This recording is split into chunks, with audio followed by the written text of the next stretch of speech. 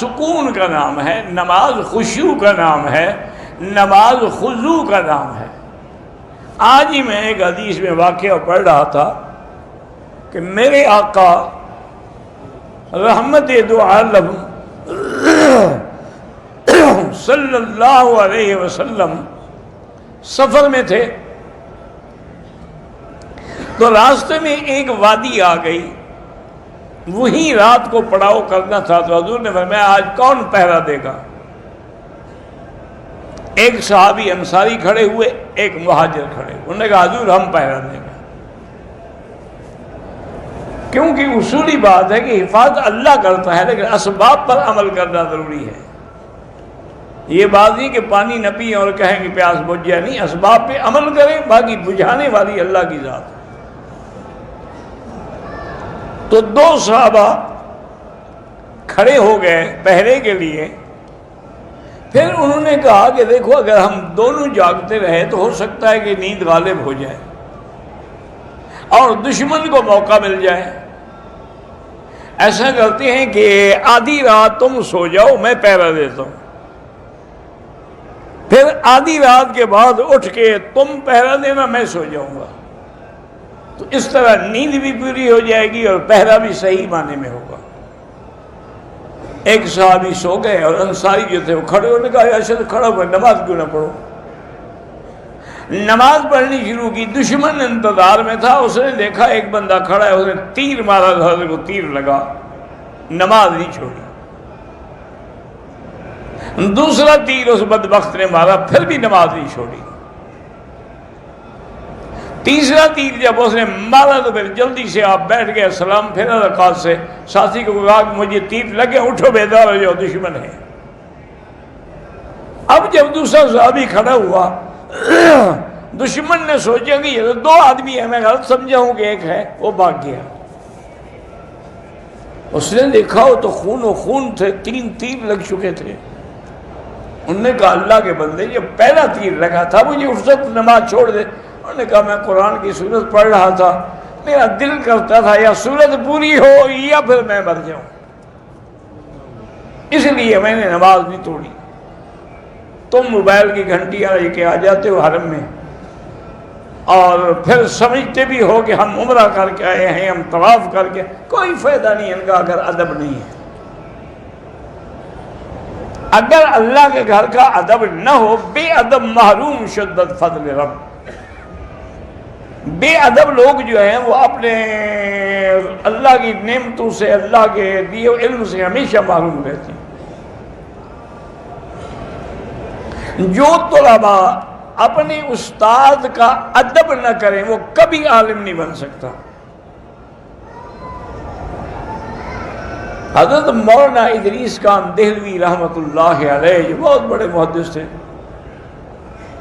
مفسر بھی تھے، تفسیر معارف القرآن بھی لکھی انہوں نے۔ وہ درس دیتے تھے، لاہور میں بیٹھے درس پڑھا رہے ہوتے، تھوڑا دور ان کے استاذ تھے مولانا رسول خان، جو کبھی ماشاءاللہ دارالعلوم دیوبند میں صدر مدرس رہے، پشاور کے تھے، پٹھان تھے، استاد الکل تھے ہر فن میں۔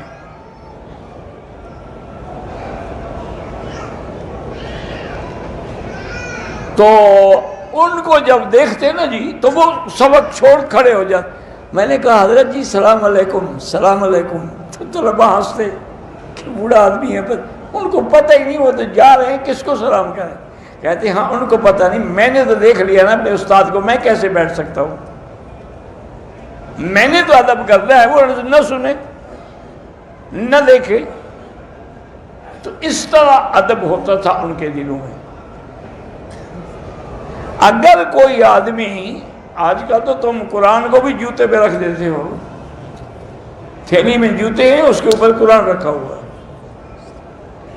ان کا یہ عالم تھا کہ اگر حدیث کی کتاب پہ کسی نے منطق کی یا فلسفے کی کوئی سلم یا قطبی یا کوئی کتاب رکھی، اٹھا کے کہتے کیا ظلم کر رہے ہو، حدیث پر اس کتاب کو رکھ رہے ہو، تمہیں ادب نہیں ہے۔ تو اس طرح کا ادب ہوتا تھا ان کے اندر۔ ہمیشہ یاد رکھیں کہ جب بھی حرم میں داخل ہوں موبائل کو فوراً سائلنٹ پہ کر دیں تاکہ اگر کوئی کال آئے گی بعد میں دیکھ لینا. نماز میں دیکھنے سے تو نماز ختم، عمل کثیر ہے. البتہ یہ ہو سکتا ہے کہ اس کی گھنٹی ایسے کھڑے کھڑے بند کر دیں، دیکھیں نہیں، نکال کے دیکھو گے پھر تو تمہارے دونوں ہاتھ مشغول ہو گئے.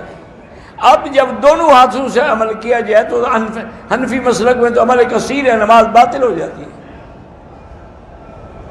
اس لیے ہمیشہ احتیاط کریں خدا کے لیے، بڑے اہتمام سے. اور دیکھیں ابھی یہ آپ آیت پڑھ رہے تھے کہ مومن کی نشان یہ ہے کام کر کے، نیکی کر کے بھی ڈرتا ہے کہ قبول ہوگی کہ نہیں ہوگی. ایک دفعہ ایک اللہ والے آئے، مقام ملتزم پہ کھڑے تھے دعا کے لیے، تو ان سے آگے ایک آدمی اور بھی ملتزم کو لگا ہوا تھا. اچھا، خدا کی شان یہ ہے کہ دونوں اللہ والے سے صحیح معنوں میں اولیاء اللہ سے. اس نے سنا کہ آواز آتی ہے کہ ہٹ جاؤ میرے دروازے سے، تمہاری حاضری قبول نہیں ہے. انہوں نے ایک دفعہ سنا، دو دفعہ، تیسری دفعہ اس کو ہلایا، کہا اللہ کے بندے یہ اللہ کے جلال کا وقت ہے، تمہاری حاضری قبول نہیں ہو رہی، ہٹ جاؤ.